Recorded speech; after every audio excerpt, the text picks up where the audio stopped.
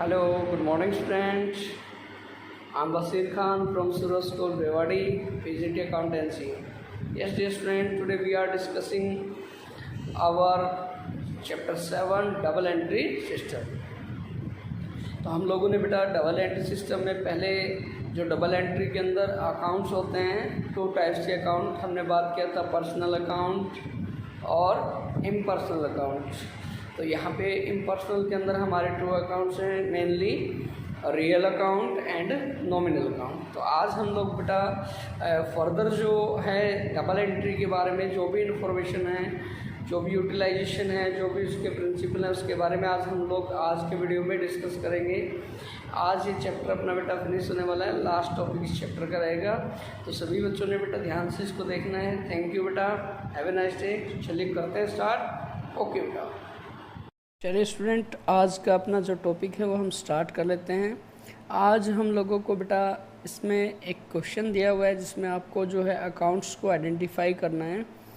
हम लोगों ने इस चैप्टर के अंदर सीखा था बेटा कि what is double entry. Double entry क्या है? According to double entry each and every transaction affect at least two accounts inversely, one is debit and other is credit. तो गाइज हम लोगों ने इसमें जो है अकाउंट्स का क्लासिफिकेशन किया था। There are 3 types of accounts, personal, real और नॉमिनल।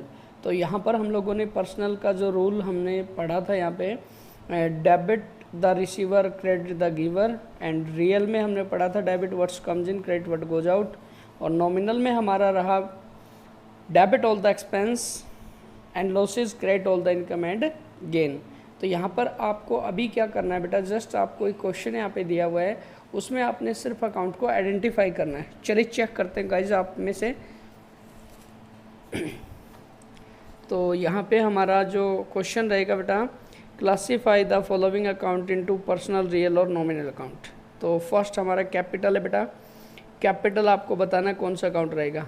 देखिए बेटा, ये किसी पर्सन ने कैपिटल इन्वेस्ट की, जैसे राम ने बिजनेस स्टार्ट किया, तो कैपिटल हमारा कौन सा हो जाएगा? पर्सनल हो जाएगा। ड्राइंग भी हमारा बेटा पर्सनल हो जाएगा। कैश पेड, कैश बेटा हमारा रियल अकाउंट होगा। रियल कैसे? इसमें ऑल एसेट अकाउंट इंक्लूड होते हैं बेटा, जिसको हम मेज़र कर सकते हैं मनी के अंदर। नेक्स्ट है कैश रिसीव्ड, रियल रहेगा हमारा। कमीशन पेड एक्सपेंडिचर है नॉमिनल में। कमीशन रिसीव्ड इनकम है नॉमिनल में। परचेज ये भी हमारा बेटा किस में? एक्सपेंसेस में आएगा, नॉमिनल अकाउंट है। सेल्स इनकम है, ये भी हमारा बेटा किस में आने वाला है? नॉमिनल में। फर्नीचर एसेट है बेटा, हमारी एसेट हमारी रियल में आने वाली है। कैश अकाउंट रियल में आने वाला है। Bank account, yes dear student, any organisation, person, firm, bank is a personal account. Bank overdraft also बेटा आपका रहेगा, ये भी personal account. Debtors personal account. Creditor personal account. Travelling expense, expense है बेटा, यस गैस कीजिए बेटा, एक्सपेंस है तो हमारा नॉमिनल। गुडविल इनटेंजिबल एसेट है, और इसको हमने बेटा इनटेंजिबल एसेट को हमने किस में लिया था? रियल में। पेटेंट्स, कॉपीराइट, ट्रेडमार्क्स, ये सारे के सारे बेटा हमारी इंटेंजिबल एसेट है, तो ये भी हमारा कौन सा हो जाएगा? Real. Salary nominal. Salary outstanding, suffix और प्रीफिक्स को बेटा आइडेंटिफाई कीजिए। अगर कोई भी नॉमिनल अकाउंट है उसके सरफिक्स या प्रीफिक्स लग जाए, क्या बन जाएगा बेटा? सर पर्सनल बन जाएगा। यस बेटा पर्सनल। इंश्योरेंस नॉमिनल, और इंश्योरेंस प्रीपेड सरफिक्स सफिक्स लग गया बेटा, तो ये बन गया personal. Bad debts return of बेटा ये nominal. Bad debts recovered nominal. Yes dear student, तो बेटा इस चैप्टर के अंदर आप लोगों को तो इस चैप्टर के अंदर हम लोगों को बेटा यही चीज़ें आइडेंटिफाई करनी थी कि अकाउंट्स का नेचर क्या है, टाइप क्या है। अब हम बात करेंगे बेटा स्टेज और part of double entry system. Yes dear student, accounting process can be divided into 3 stage under the double entry system. First of all, original record. All the transaction are first recorded in a primary book called journal. सबसे पहले हम क्या करते हैं बेटा, business के अंदर जो भी हमारे ट्रांजेक्शन होते हैं उसको बुक्स ऑफ ओरिजिनल एंट्री, जिसको हम बेटा जर्नल बोलते हैं, जर्नल में रिकॉर्ड करते हैं।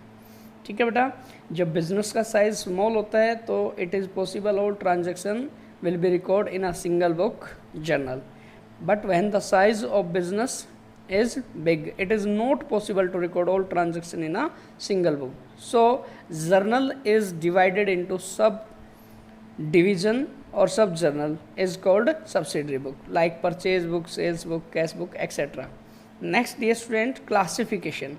In this stage, all the transactions recorded in journal or subsidiary book are transferred in a classified form to the another book which is called ledger. बेटा उसके बाद हम क्या करते हैं, जितने भी अकाउंट आप लोगों ने ओपन किए हुए हैं, बुक्स जितने भी आपने ओपन किए हैं, उन सबको हम लेजर में क्या करते हैं, ट्रांसफ़र करते हैं, पोस्ट करते हैं. ठीक है डियर स्टूडेंट. और थर्ड स्टेज पे हम क्या करते हैं बेटा, समरी प्रिपेयर करते हैं. In this stage all the accounts in the ledger are balanced off and are put in a list. Debit balance on the debit side, credit balance on the credit side. To know the arithmetical accuracy of the account. If both sides are tallied, it means our accounts are mathematically correct. There is no error. और इसी के behalf पे हम लोग बेटा trial balance, इसी को हम ट्रायल बैलेंस बोलेंगे बेटा, a list of debit and credit balance. और ट्रायल बैलेंस के बेस पे बेटा we prepare our financial statement like trading account, profit loss account and balance sheet. Yes dear student. तो इस तरीके से हम लोग बेटा क्या करते हैं, समराइजिंग करते हैं. नेक्स्ट है बेटा advantage of double entry system. देखिए सबसे पहली बात हम बात करेंगे बेटा, ये एक साइंटिफिक सिस्टम है. इसके अंदर ईच एंड एवरी ट्रांजैक्शन को स्पेसिफाइड जो रूल होते हैं उसके अकॉर्डिंग रिकॉर्ड किया जाता है. Complete record of every transaction. Double entry के अंदर ईच एंड एवरी ट्रांजैक्शन को हम रिकॉर्ड करते हैं. जैसे कि बेटा हमारे डबल एंट्री में 3 टाइप्स के अकाउंट है, पर्सनल, रियल और nominal. Each and every account को यहाँ पे हम लोग क्या करते हैं, रिकॉर्ड करते हैं. Preparation of trial balance. On the basis of double entry system we prepare trial balance. If the both side of trial balance are agreed, it means our accounts are mathematically correct.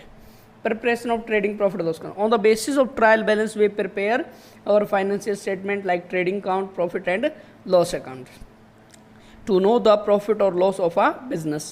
And next is a knowledge of the financial position of the business. At the end of the accounting period, every business want to know his financial position. To knowing financial position, we prepare balance sheet at the end of the accounting period. In balance sheet, one side liability of the business, and another side is the asset of the business.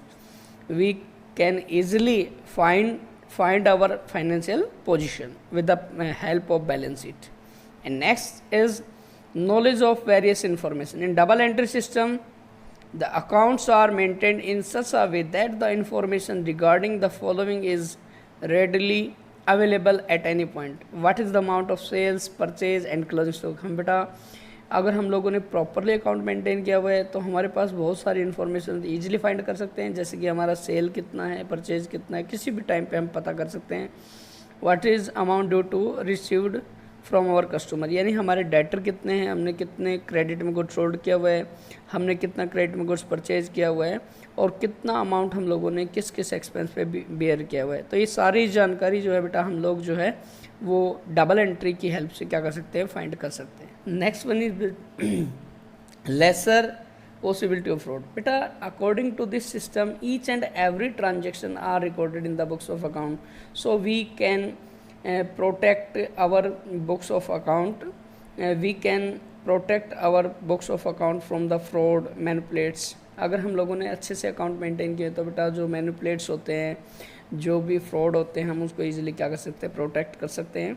Legal approval. देखिए आप सभी बच्चों को पता है बेटा company account जो 2013 है वो भी हमारे डबल एंट्री सिस्टम को क्या करता है, अप्रूवल करता है. इसके बेस पे बनाए गए जो भी अकाउंट्स हैं वो सारे क्या होते हैं बेटा, लीगली होते हैं. नेक्स्ट है बेटा comparative study. Under this system separate recording is made for each item of expenditure income. As such, the management can compare the expenditure of the current year with those of the previous year and can know what head of expenditure the money spent is unreasonable and can't take step to check the unnecessary expenditure. देखिए बेटा अगर हम लोग एक इसी system के under में income और एक्सपेंडिचर को रिकॉर्ड करते हैं, ईच एक्सपेंस के लिए और ईच इनकम के लिए सेपरेट हेड बनाते हैं, तो ईजिली फाइंड कर सकते हैं कि हमारा मोस्ट ऑफ जो इनकम का पार्ट है वो कहाँ पे बेटा एक्सपेंस हो रहा है, तो हम उसको बेटा क्या कर सकते हैं, प्रोटेक्ट कर सकते हैं, रोक सकते हैं.